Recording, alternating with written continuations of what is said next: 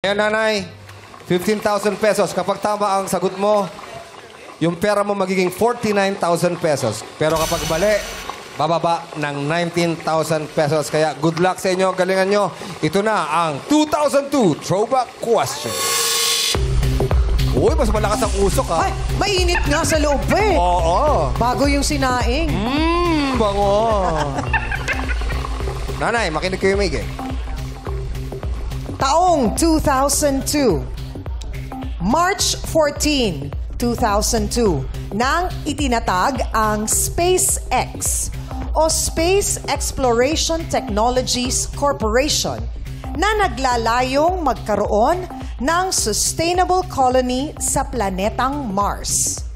Ang tanong, sinong bilyonaryo ang founder ng SpaceX? A. Jeff Bezos. B. Elon Musk. C. Bill Gates. Or letter D. Mark Zuckerberg. A, B, C, or D. Bibigyan po namin kayo ng oras. Ayan po ang pagpipilian nyo. A, si Jeff Bezos. B, Elon Musk. C, Bill Gates. Or D, Mark Zuckerberg. Alam niyo po ba yung SpaceX? Nabalitaan nyo po ba yon? Yung mga anak niyo? Napagkwentuhan nyo po ba yon? Eh, yung ex niyo po?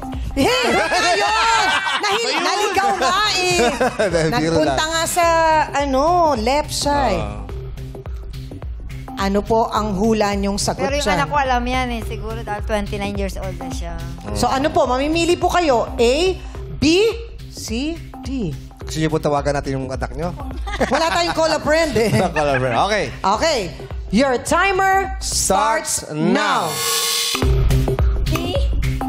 Ano? D. Mark Zuckerberg. Letter D, Mark Zuckerberg. Ang sagot ni nanay.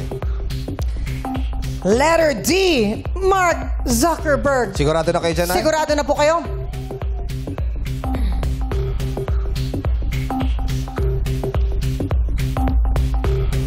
Sige na. Sige na. Sigurado na po. Sigurado na. Final answer na po. Ang sabi po ninyo ay letter D, Mark Zuckerberg is wrong. Ang tamang sagot po ay sino po sa palagay Sino? niyo yung pangalawang Sino yung choice sagot niyo? niyo? Elon Musk. Letter Elon B, Musk. yan po ang tamang sagot.